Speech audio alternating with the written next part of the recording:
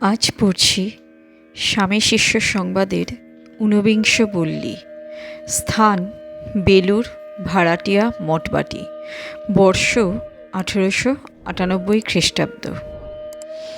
শিষ্য আজ প্রাতে মঠে আসিয়াছে। স্বামীজীর পাদপদ্ম বন্দনা করিয়া দাঁড়াইবা মাত্র স্বামীজি বলিলেন, কি হবে আর চাকরি করে? না হয় একটা ব্যবসা কর। শিষ্য তখন এক স্থানে একটি প্রাইভেট মাস্টারি করে মাত্র। সংসারের ভার তখনও তাহার ঘাড়ে পড়ে নাই। আনন্দে দিন কাটায়। শিক্ষকতা কার্য সম্বন্ধে শিষ্য জিজ্ঞাসা করায় স্বামীজি বলিলেন, অনেক দিন মাস্টারি করলে বুদ্ধি খারাপ হয়ে যায়, জ্ঞানের বিকাশ হয় না। দিন রাত ছেলের দলে থেকে থেকে ক্রমে জড়বৎ হয়ে যায়, আর মাস্টারি করিসনি। শিষ্য, তবে কি করিব? স্বামীজি, কেন?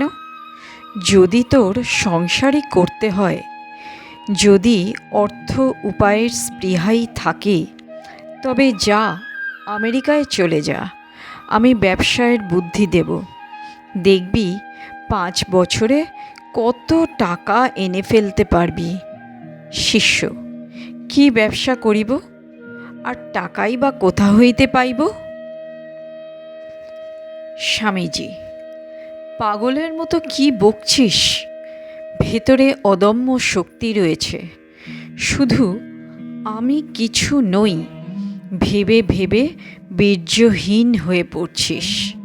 তুই কেন, সব জাতটা তাই হয়ে পড়েছে। একবার বেরিয়ে আয়, দেখবি ভারতের দেশে লোকের জীবন প্রবাহ কেমন তরতর করে প্রবল বেগে বয়ে যাচ্ছে। আর তোরা কি করছিস? এত বিদ্যা শিখে পরের দৌড়ে ভিখারির মতো চাকরি দাও চাকরি দাও বলে চেঁচাচ্ছিস। জুতো খেয়ে খেয়ে দাসত্ব করে করে তোরা কি আর মানুষ আছিস? তোদের মূল্য এক কানাকড়িও নয়।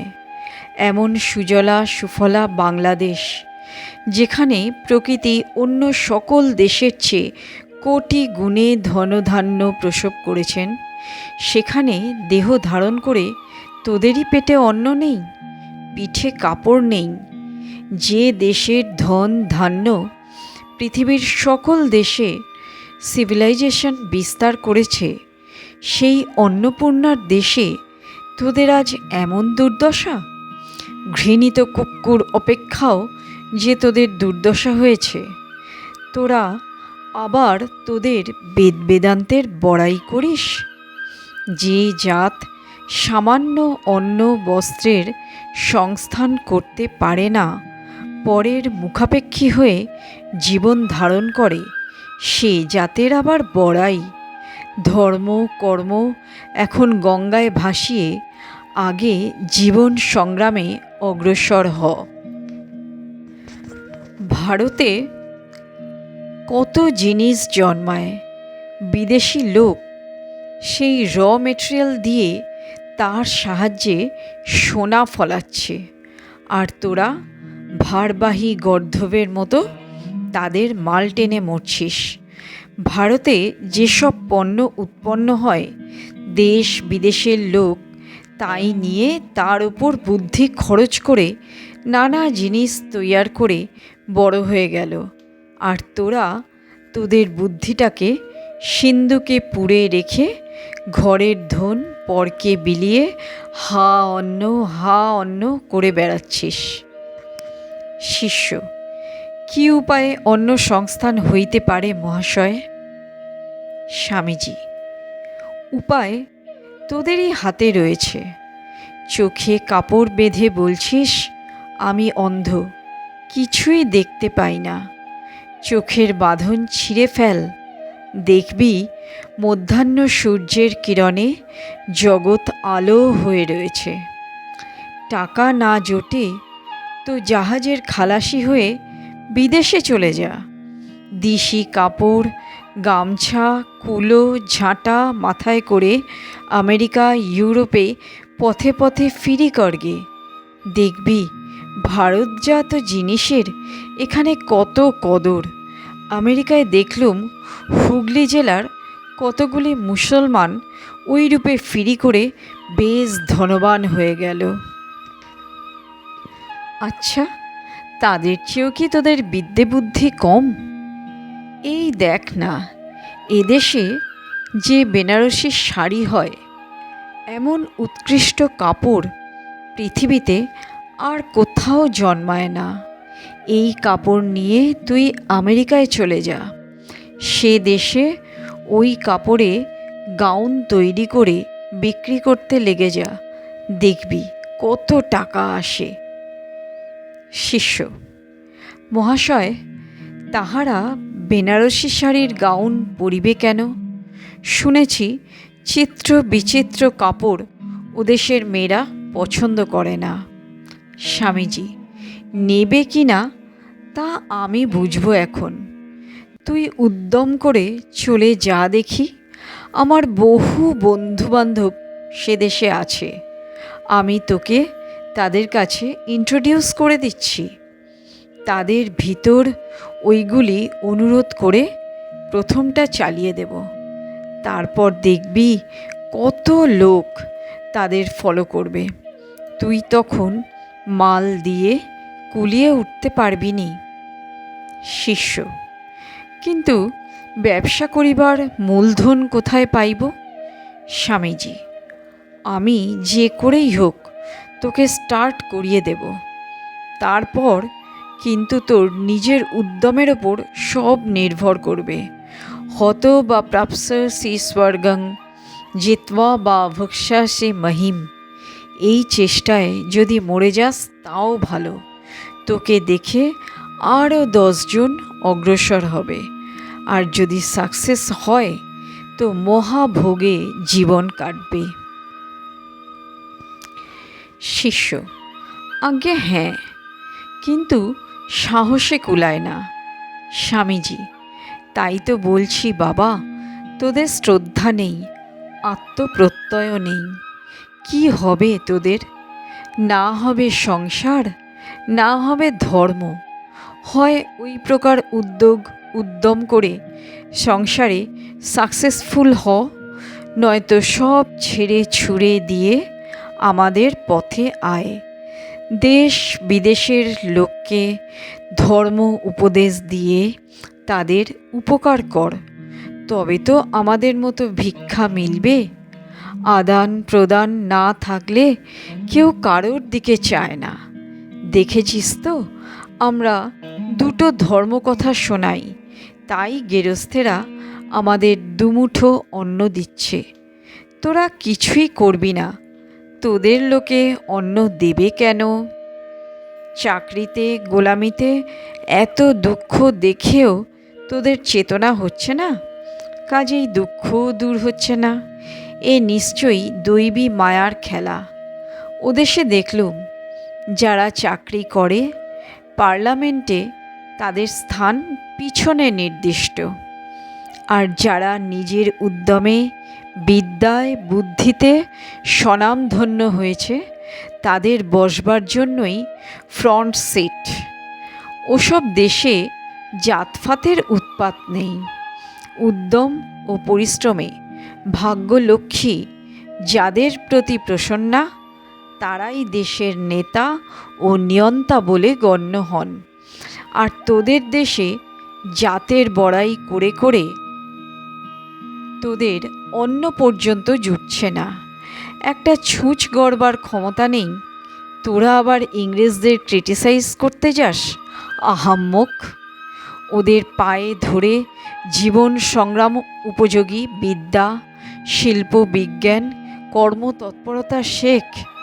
যখন উপযুক্ত হবি তখন তোদের আবার আদর হবে, ওরাও তখন তোদের কথা রাখবে। কোথাও কিছুই নেই, কেবল কংগ্রেস কংগ্রেস করে চেঁচামেচি করলে কি হবে? শিষ্য: মহাশয়, দেশের সমস্ত শিক্ষিত লোকই কিন্তু উহাতে যোগদান করিতেছে। স্বামীজি: কয়েকটা পাস দিলে বা ভালো বক্তৃতা করতে পারলেই তোদের কাছে শিক্ষিত হলো?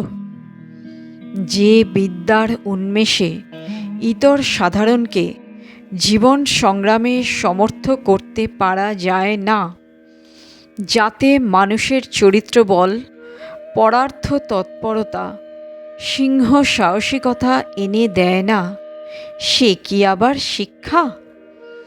যে শিক্ষায় জীবনে নিজের পায়ের উপর দাঁড়াতে পারা যায়, সেই হচ্ছে শিক্ষা। আজকালকার এইসব স্কুল কলেজে পড়ে তোরা কেমন এক প্রকারের একটা অজীর্ণ রোগাক্রান্ত জাত তৈরি হচ্ছিস। কেবল মেশিনের মতো খাটছিস আর জায়স্ব মৃয়স্ব এই বাক্যের সাক্ষী স্বরূপ হয়ে দাঁড়িয়েছিস। এই যে চাষা ভুষো মুচি মুদাফরাস, এদের কর্মতৎপরতা ও আত্মনিষ্ঠা তোদের অনেকের চেয়ে ঢের বেশি।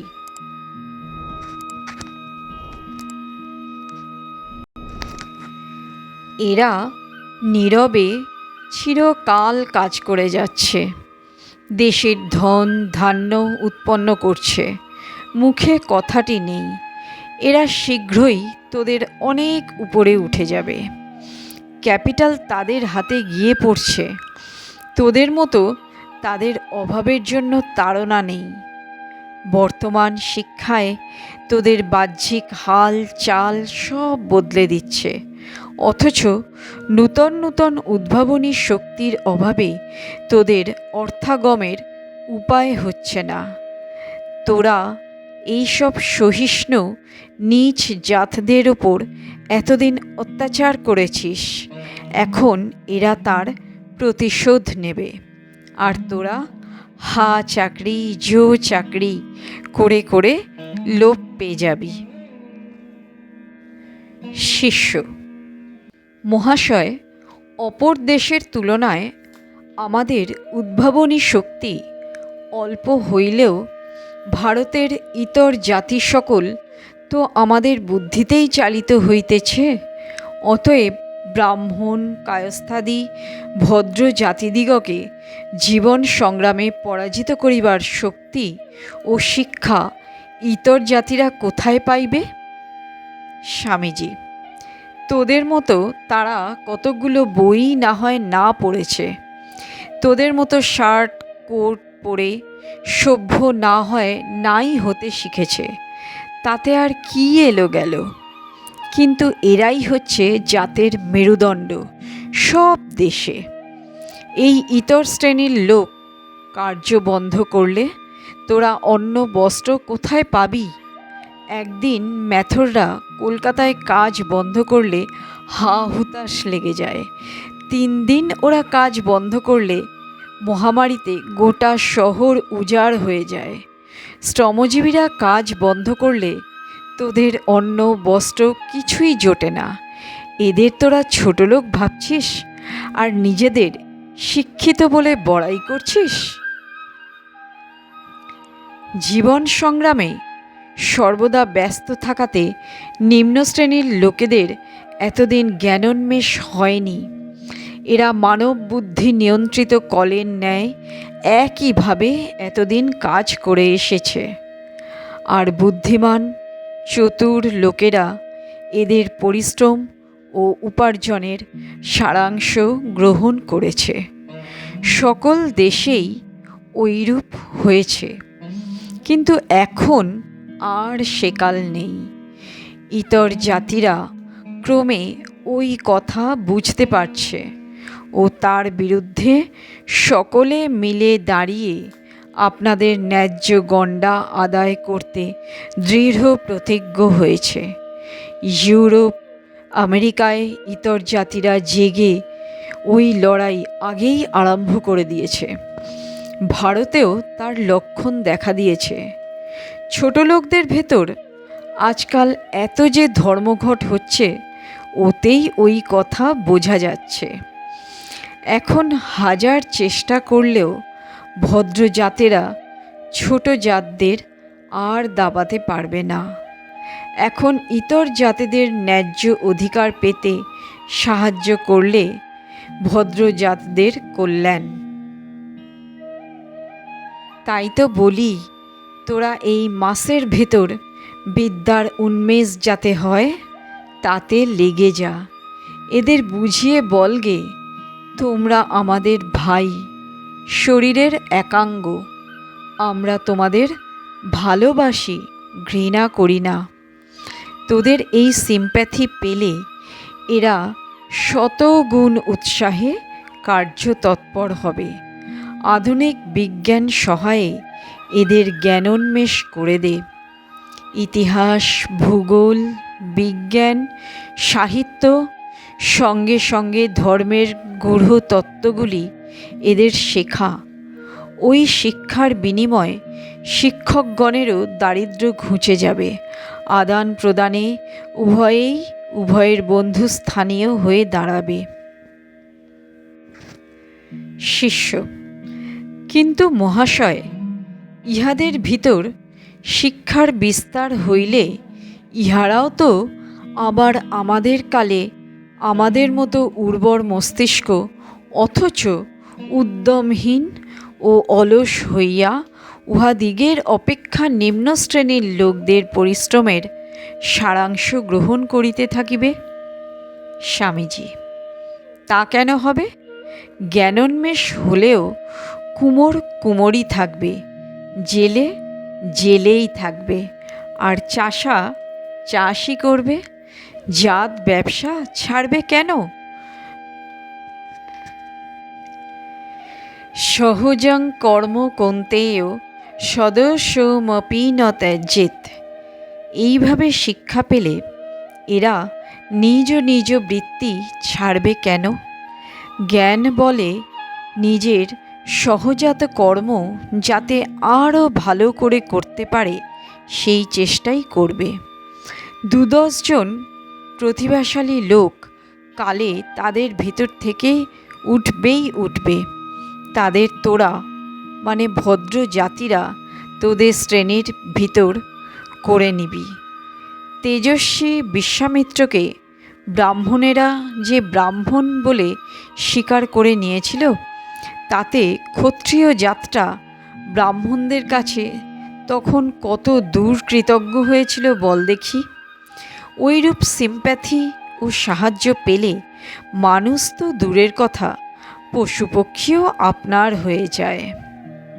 শিষ্য: মহাশয়, আপনি যাহা বলিতেছেন তাহা সত্য হইলেও ভদ্রতর শ্রেণীর ভিতর এখনও যেন বহু ব্যবধান লইয়াছে বলিয়া বোধ হয়। ভারতবর্ষের ইতর জাতিদিগের প্রতি ভদ্রলোকদিগের সহানুভূতি আনয়ন করা বড়ই কঠিন ব্যাপার বলিয়া বোধ হয়। স্বামীজি: তা না হলে কিন্তু তোদের আর কল্যাণ নেই।